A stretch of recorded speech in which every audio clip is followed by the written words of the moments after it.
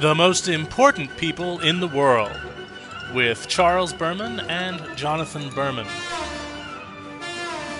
Featuring interviews with people with interesting viewpoints, which, if true, could make them the most important people in the world. Let's meet one of them now. Welcome, ladies and gentlemen, to the Most Important People in the World podcast. I am Charles Berman. Yes, you are. And Jonathan Berman is here as well. Now, what we do here is we're interviewing people with interesting and perhaps revolutionary discoveries and ideas, and we have someone on the line here, Blossom Goodchild, who has been in contact with White Cloud, a Native American spirit energy, and something called the Federation of Light. Now, maybe thank you first of all for coming on the program with us. You're very welcome. Thank you for inviting me. Absolutely, and maybe you could explain who White Cloud is, and then who the Federation of Light are. Well, I'll do my best. White Cloud is a Native American Indian spirit energy. He apparently last reincarnated upon the earth plane in the late 1500s. And he actually comes through, I'm what is known as a direct voice channel. So he actually comes into my head, my being, and actually speaks through me in a different voice. He has a bit of a broken accent. He's the most compassionate energy, and he says that he comes through in the guise of this Native American because many people are attracted to that.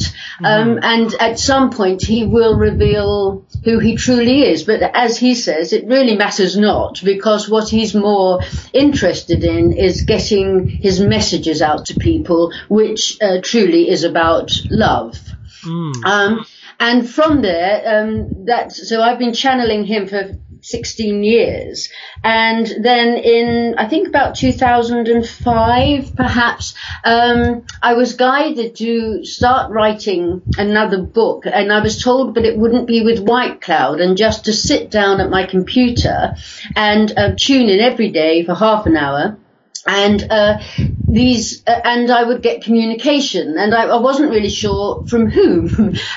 So at first it appeared that it seemed to be the I am presence coming through, and then somewhere along the line within writing that book, it sort of turned, and I've never seen the point where, to saying they are called a consciousness called the Federation of Light, and they say that they are the overseers of the overseers, whatever that means. But I presume they're sort of they seem to be quite high up, would I say, in energy and in love. And again, their message is exactly the same, really, as White Cloud's, in that they come through to try and remind us who we are, and to be who we are, which is love.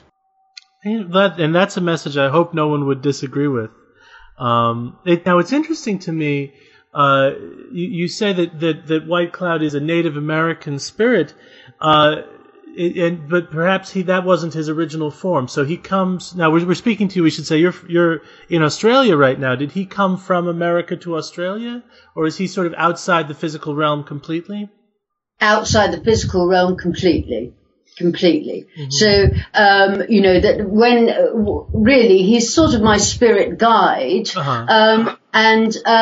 But interestingly enough, in 2012, I had the opportunity to go over to the state and speak in Sedona, and we went to the Grand Canyon and as a day visit. And I knew that White Cloud would like to come through into my body to experience the Grand Canyon plane in the physical once more. So I allowed him to do that, and it was really, I really feel, he was so happy because he felt like he'd come home for a bit type of thing, really. And to be honest, I don't know where he lived when he was last on the earth plane. Those kind of things I can't really get through very clearly, and so I just don't bother because I don't think it's really important. Right. So it's not. He's not too particular about remembering the details of where or what tribe he was. More of his message. No, it's more, it really is to do with his message and, teaching us, he, from all the time that I've been working with him and also, people that have been following his wisdom for all this time, he really has changed people's lives in the way of how they conduct their life and doing the best they can to come from love and not judge. And it's really, his message is very, really beautiful, and I've never come across a human being that has as much passion and compassion when he's actually in and talking to an audience through me. The love that he brings through. I am still in on the left-hand side, and he comes through in my right-hand side of my brain. And so when he's talking, I'm aware of what he's saying, and my eyes are open, and he's talking to an audience. And when he's looking at a member of the audience through my eyes, I can literally see that particular person fill up, with tears overflowing because they can feel the love coming through my eyes, which are actually his at the time, if you see what I mean. Oh, yes. And I can't help but wonder, how does it feel? Because I've never experienced anything like that. How does it feel to have a spirit like that take your physical form? Well, it's very difficult to explain, really, because I've got so used to it now. And, the very first time he came through years ago, his voice was much deeper and he spoke so slowly and my physical body could hardly move at all. Whereas now, over the years, he's such a sense of humor and he can open his eyes. He can walk around. I can actually walk around when he's actually in now. And we've just merged so much more together. His voice is no longer as deep. We've sort of joined in that way. And I'm very aware of him being there. It's so difficult to explain, and yet I'm still there, but he is so much more part of me. It's as if part of me has sort of stepped aside for a bit. And, to be honest, Charles, at the end, when he actually leaves, I sort of take a few breaths. And when he actually leaves, I just feel full of honor. I feel so honored. I have this because of the absolute love he does bring through. And often, I find when he's talking, I get a lump in my throat and, tears flow because of the love he's bringing through, which my body is of a higher vibration than what my body is, than I am. So it's quite overwhelming, really.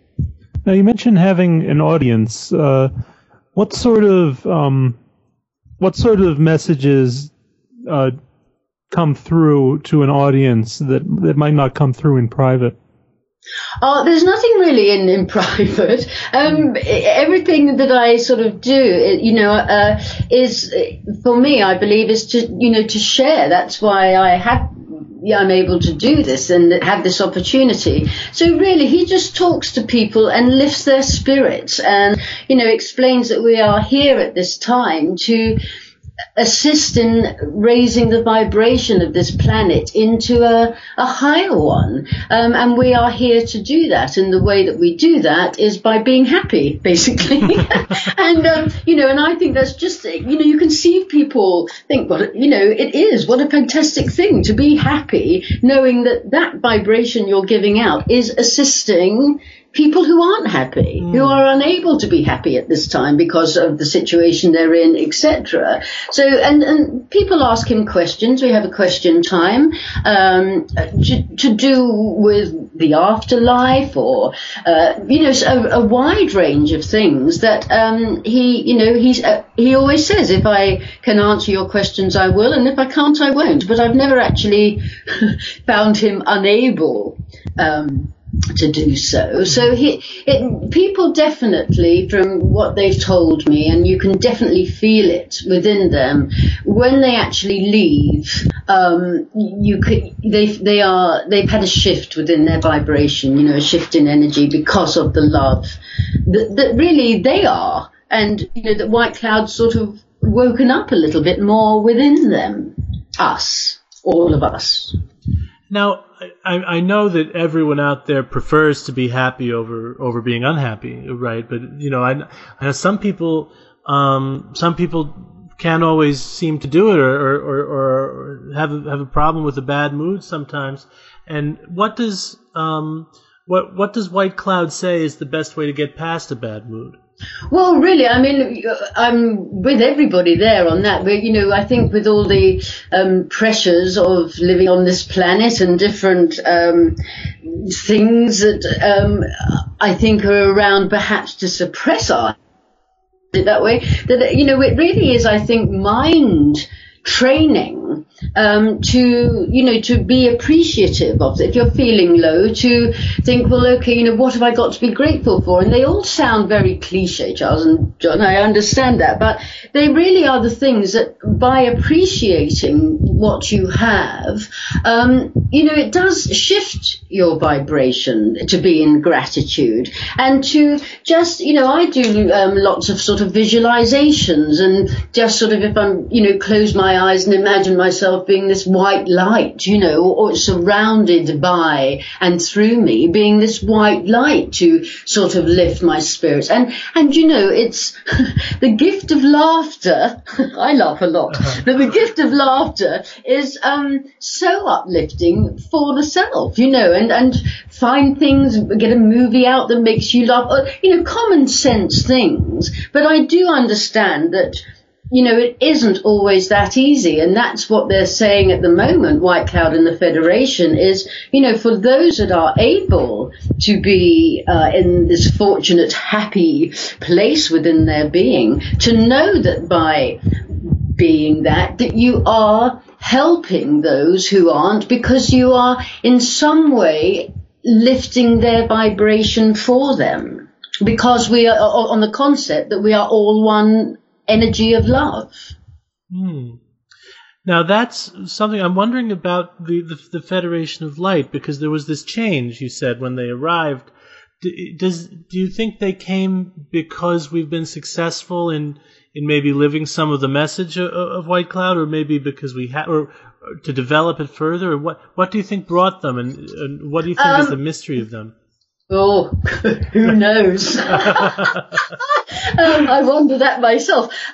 Really, truly, I feel that to bring their messages through, and it is just in the last, since this year, because I do channeling with them every week, and I send that out on my via my website, and I have this conversation with them, which I write down via on the computer. So when I tune in, I'll literally say, hello guys, hope you're there. And then telepathically we communicate. So it's having a conversation telepathically that I write down and then send out.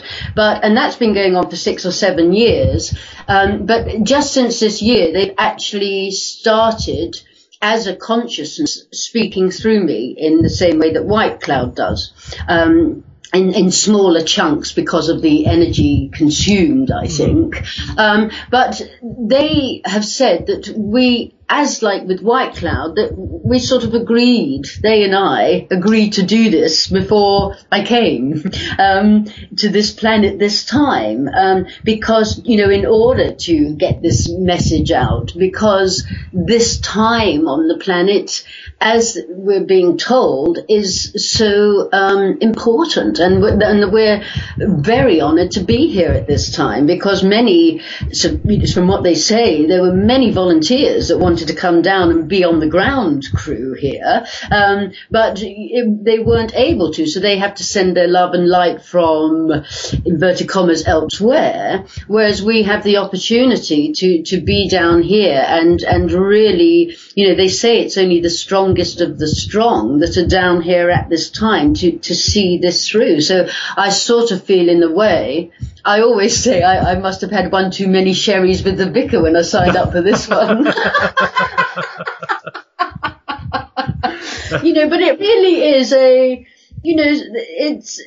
it really is an honour to do this, but there are times for me when it's quite difficult, because clearly there's a lot of people that don't agree with what I do, or they think I'm working with the devil, perhaps, and different things that can be quite challenging at times. But I have to be honest, as many of us feel, I'm sure that in my heart this feels right for me, and if it's all through with it, I know that I'll continue on because it feels right. And when I read what they say, and if I haven't read a channeling for quite a long time, and I read a particular channeling, I think, oh, that's very good. So I really feel that they, what they have to say, as they say, they're not teaching us, they're just helping us to remember, to remind us what we already know, to work and come in as through of love at all times. Now, is channeling something that anyone can do, or is it something that has to be inborn? Is it a trainable skill? That I don't know the answer to, because I remember when I also like to do healing, as many people do. And, 20, 30 years ago, when I first started doing a little bit of healing, I used to think, because I was trained to be an actress, and when I was out of work as an actress, I used to think, oh, well, if I could be a healer instead, then that would be fine. Not knowing at all that every one of us is a healer. Everyone has because we're all of this love, and that's the intention of healing, is all that is required as far as I am aware. But how that works channeling wise, I don't know, because I do have quite a lot of people writing in saying they wish they could do it, and they try but they're not able to. So I believe we're all capable, probably, of doing it.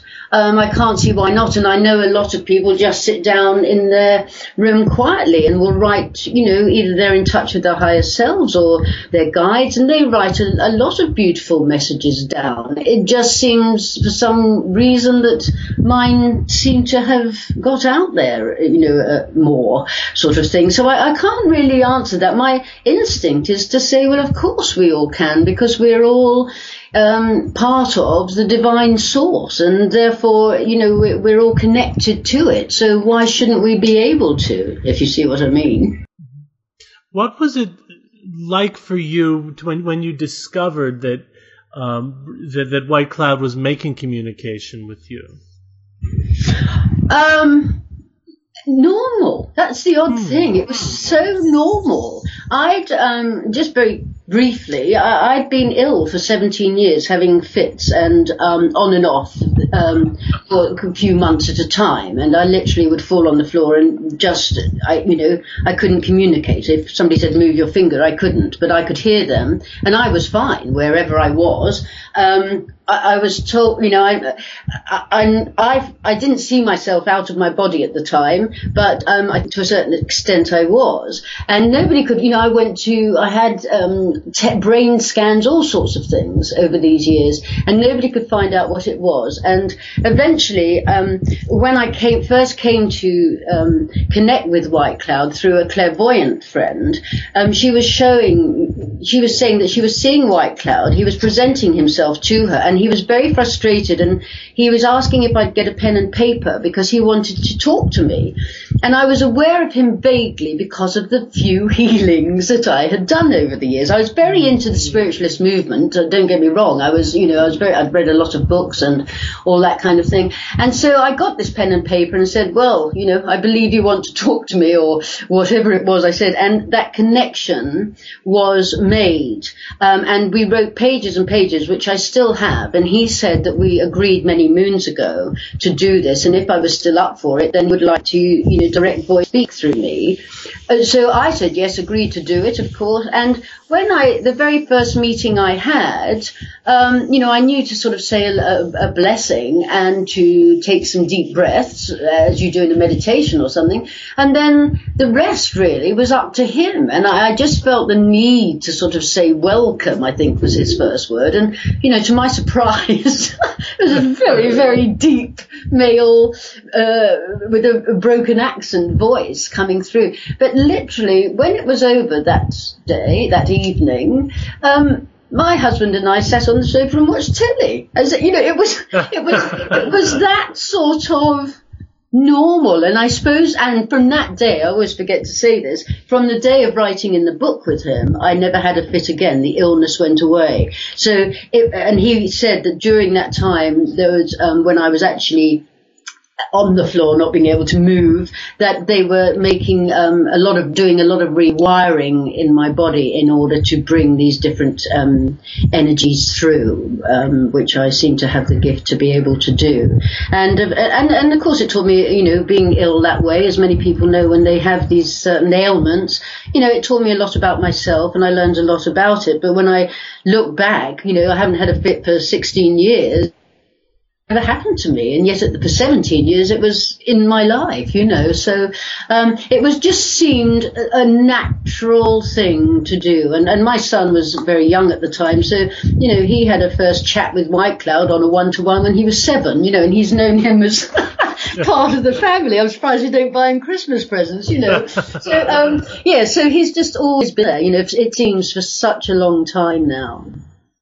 Now, do you have people when you've brought these messages to them, and it seems like it's a very loving message, are they receptive to it generally?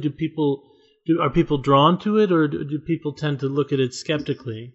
Oh no, anybody who hears it or feels it, should I say, because it's more about the feeling than the speaking about, really. It's the feeling of love. They are so drawn to it and, very emotional about it. But I think, a lot of people are still, there's so many people, I think, who have woken up to who they are and to why we are here, etc. And there's still so many people, bless them, without sounding condescending, that are still very much asleep, and they don't understand, this law of attraction, that you are in control of everything in your life, and it is up to you, and don't blame this and don't blame that, because you are the one that can make your life, no matter what your circumstances and what lifestyle you were born into, you are the one in control of your life. And if you want a happy, loving life,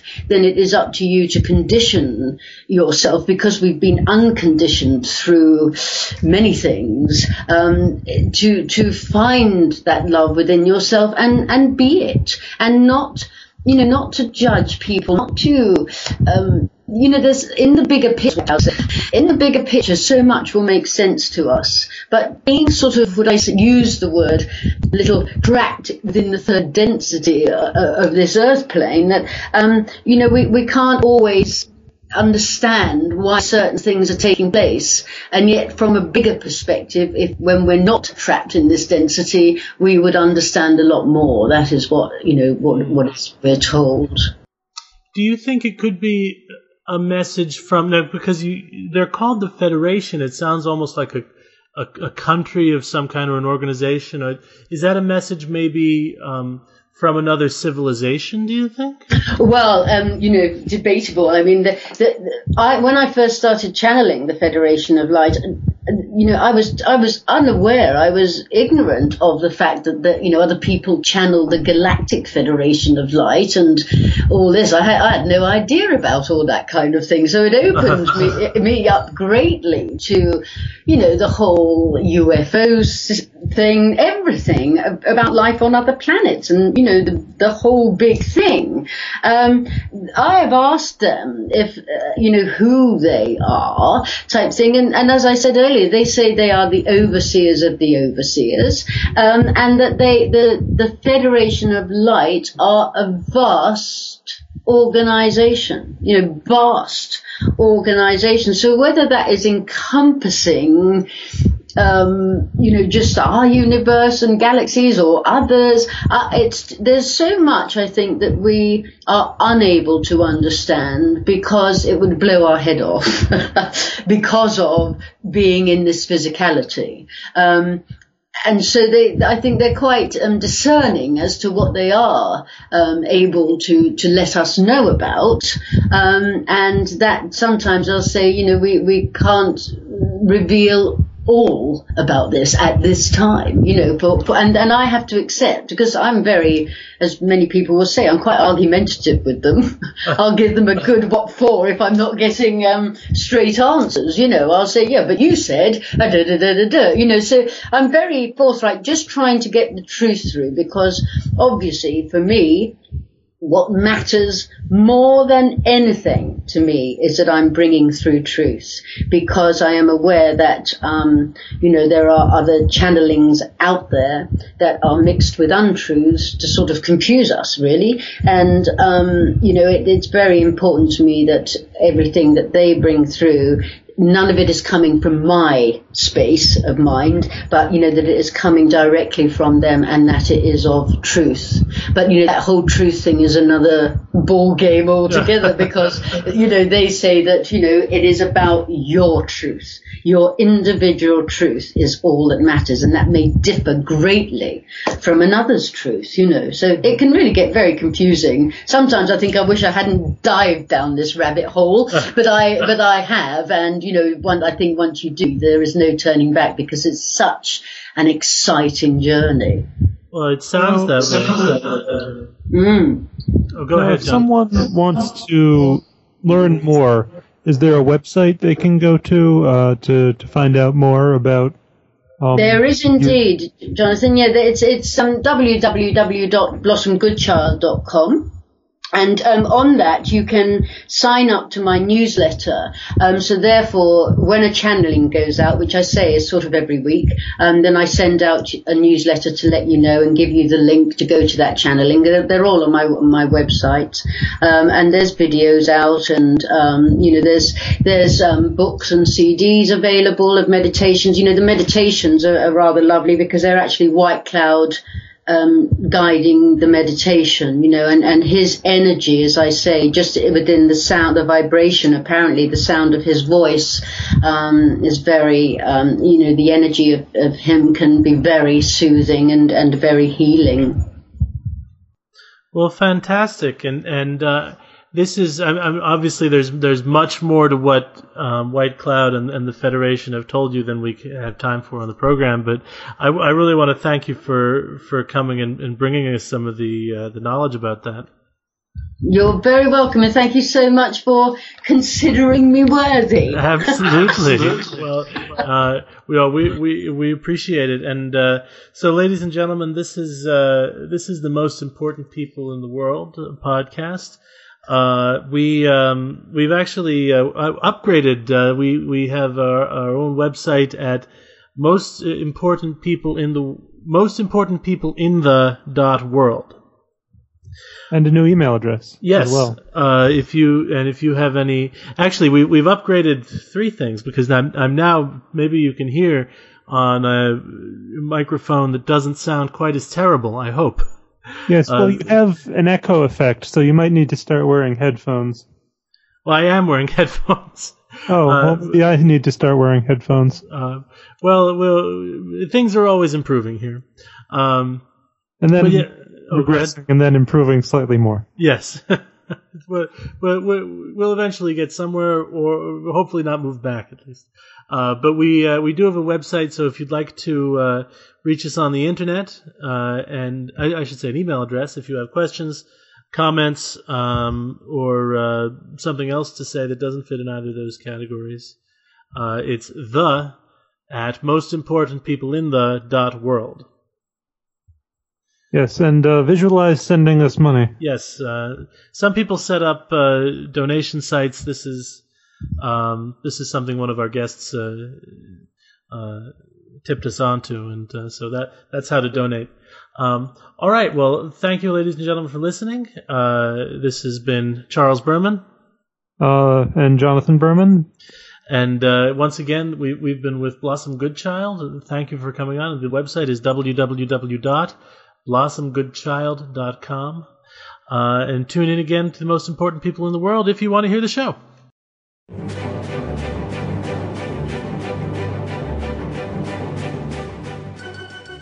This has been The Most Important People in the World with Charles Berman and Jonathan Berman. With questions or comments, email @mostimportantpeopleinthe.world.